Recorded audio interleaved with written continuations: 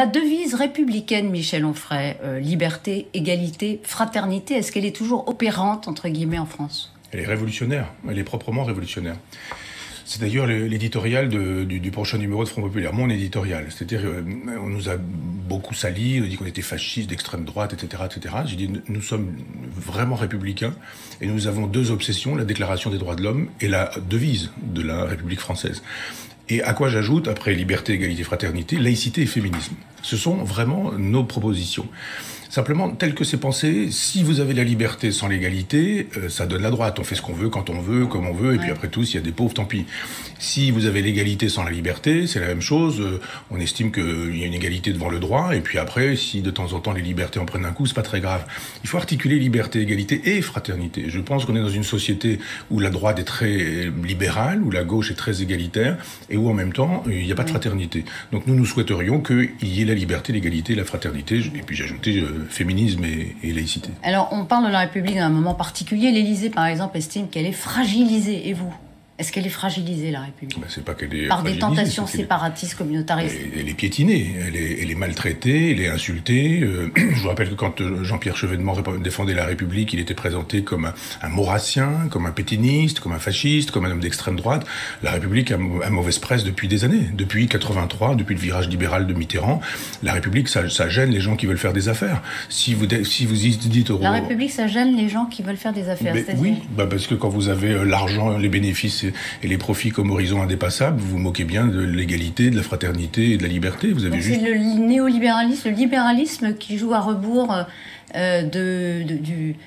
plutôt de l'aspiration à la République des Français. Si la République fait la loi, c'est pas l'argent qui fait la loi. Si l'argent fait la loi, c'est pas la République qui fait la loi.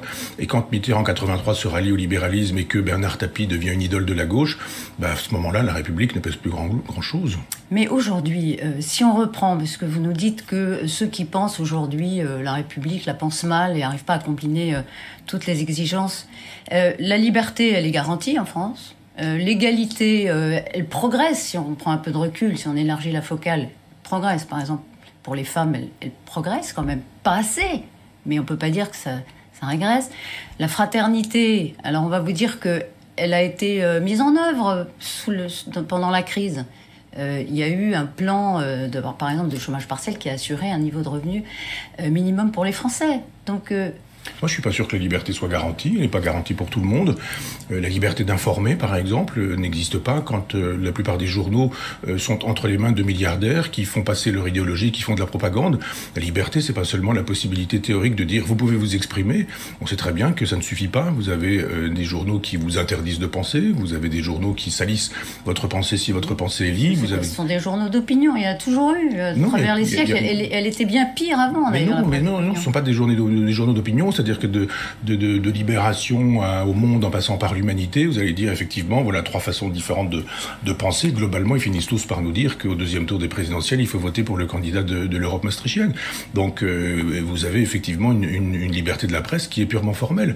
Elle existe par exemple. L'égalité, c'est la même chose. Je veux dire, l'égalité, c'est la même chose. Vous savez, entre la province et Paris, entre la campagne et les banlieues, les traitements sont pas égalitaires. Quant à la fraternité, non, je crois pas. On est dans un communautarisme généralisé qui fait qu'on n'a pas grand souci d'autrui. On a souci du copain, de la tribu, du voisin, de l'ami, du pote, etc. Mais pas du tout une fraternité nationale. Alors, cette semaine, on l'a vu, la liberté de la presse quand même, Michel Onfray, quand Charlie Hebdo republie les caricatures qui lui avaient valu de devenir une cible. Évidemment, on le sait, puisque... Enfin, on le sait, non seulement on le sait, mais ça coïncide avec le début du procès, cette republication. Voilà.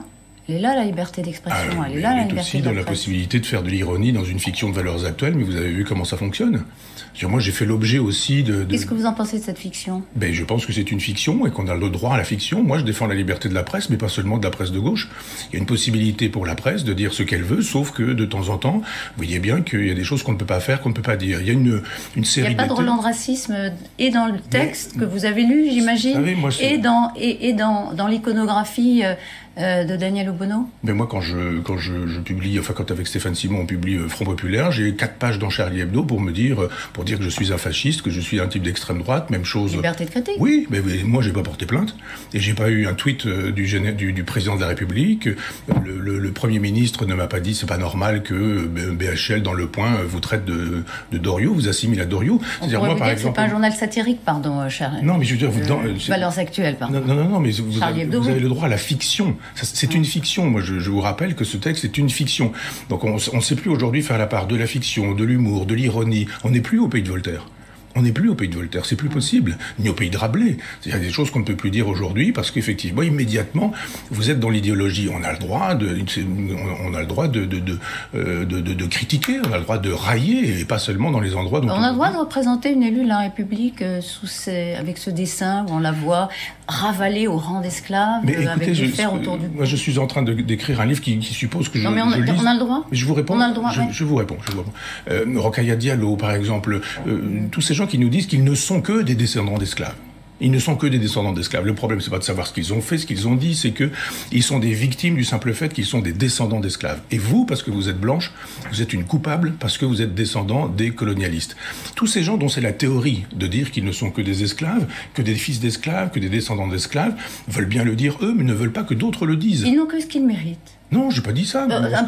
Mais pas du tout. Je suis en train de théoriser. Vous dites que c'est eux finalement qui donnent les arguments pour qu'on les représente dans la critique de leur démarche. Que des gens aient le droit de dire en permanence nous sommes des descendants d'esclaves, ce qui nous donne beaucoup de droits, et que quand c'est dit dans un journal de droite, alors là c'est interdit. Et quand c'est dit dans une fiction, je vous rappelle que si on n'a pas le droit à la fiction, il faut le dire.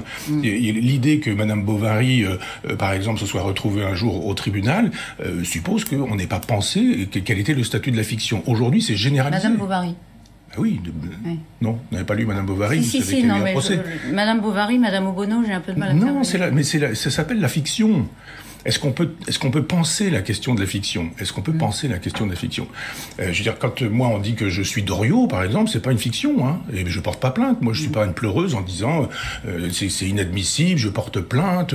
Il faut absolument non, il faut prendre des coups. Quand on donne des coups, il faut prendre des coups. Ça s'appelle le jeu démocratique. La liberté d'expression, elle existe. Vous me parlez de la liberté de la presse, je vous dis qu'elle existe, mais pas partout. Et là, vous me dites mais non, ça on n'a pas le droit. C'est très exactement ce que je vous dis. Quand on vous dit. Le parquet a ouvert une enquête, on verra. Oui, j'entends bien. Pour l'instant. Mais par exemple, moi, quand on dit que je suis Doriot, est-ce que le parquet ouvre une enquête? On me traite de fasciste, on dit en gros que j'ai porté l'uniforme nazi sur le front russe. Moi, je me lève pas le matin en appelant partout et en disant il faut absolument, je porte plainte, il faut que le président de la République me soutienne. Vous acceptez la critique.